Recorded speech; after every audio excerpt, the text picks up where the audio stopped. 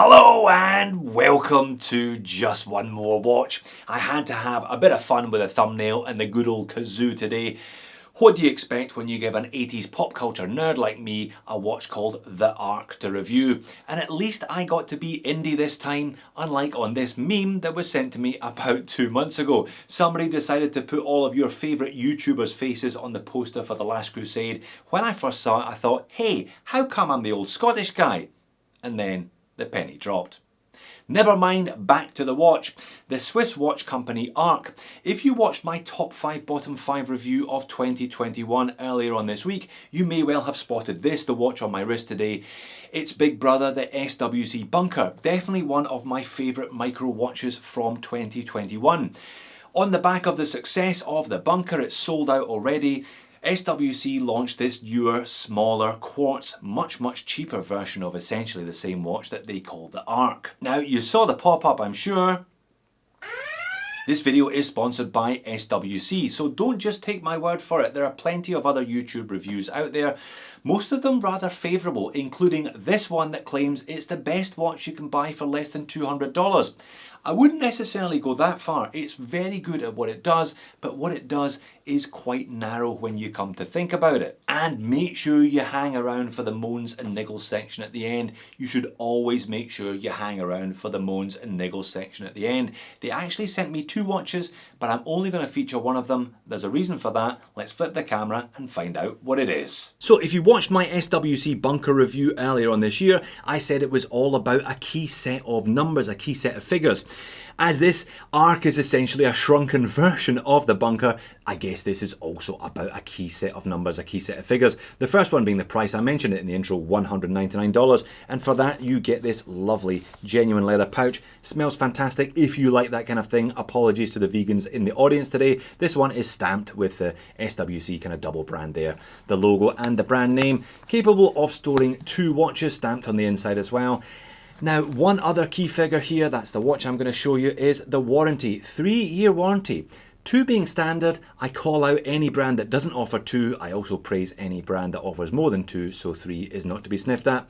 This is the kind of 14-odd version, essentially identical to all of the other in the model range, apart from the Lume. There is always a little bit of a price to be paid for this kind of 14-odd look when they mix paint in with the Lume. That will become obvious a bit later on, but it's not too much of a price to be paid. So yeah, essentially same but smaller. 38.5mm in diameter, only 8.5mm thick. Quartz movements tend to be super slim, meaning the watch can be super slim also. 45mm lug to lug and a reduction down to 20mm lug width from the 22 of the Bunker. Now, weight on this supplied nylon and Velcro strap, it weighs in at 35 grams. That is ridiculously light. I know it's not a big watch, I know it's a Quartz watch, so it does have certain things in its favour. The fact that it's made of grade 5 titanium certainly helps with that.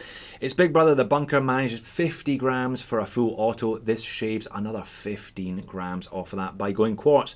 So grade 5 titanium, it is also coated. 1000 Vickers hardness rating on this, meaning it is much lighter than stainless steel, but also much more scratch resistant than it would be were it made of stainless steel. And because it's Thai, it has that distinctive signature dull grey colour.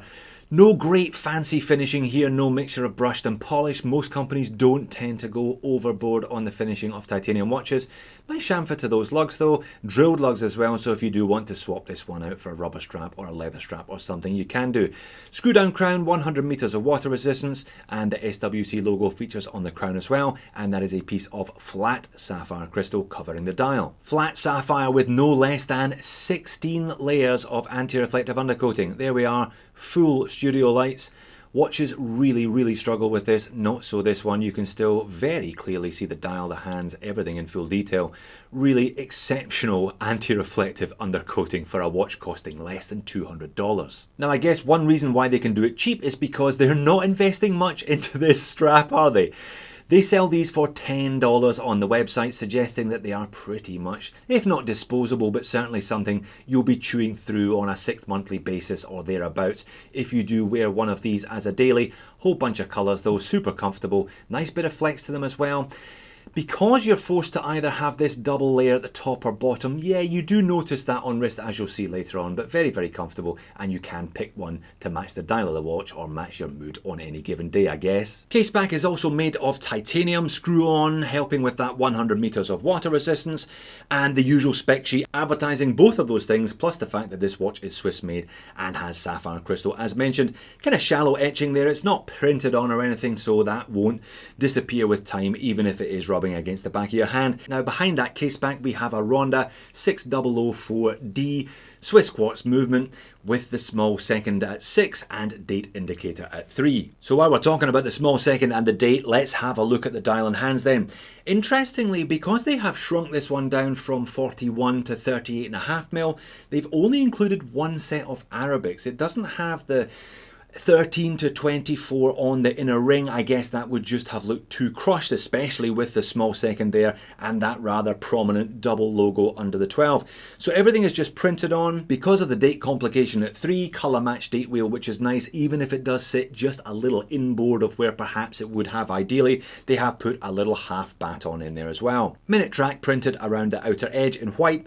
Similarly, double train track around that small second and the small second markers at 60, 15, 30 and 45, also printed in white, as is the double logo. It is quite large. I'll come back to the logo later on. Now perhaps you can't see this on some of my footage. I'll give you a super zoom in just a second. There's another element to that logo. The ovoid shape at the top has a blue cross sitting in it. You can't quite spot it, but it is there. I guess slightly retro handset on this one as well. Swords with syringe tips, and they are brushed silver. And there we are. That is a super zoom in on the dial. You can see the brushed silver hands and that little blue cross, so faint in that top logo as I mentioned. Clearly then the Ark takes a number of its styling cues from the bunker, but you can see what they've done there. Because it's working with a smaller dial diameter, they have taken out some details to still give it room to breathe. Those being the additional minute markers around the outer edge, the 1/5 of a minute markers, and as mentioned, that second inner ring of Arabics. On to the Lume then, and another number for you, 20 layers of X1 grade superluminova on the dial and on the handset. Now I did say earlier on they had sent me two, one kind of regular dial one and one of the Fotina. So it's the regular on the left and the Fotina on the right. I did also say there was normally a price to be paid for that paint that they mix into the Fotina to give it that aged look. Not initially anyway, both very bright indeed. If we fast forward and slow it down again at the 5-minute mark, still very little between the two.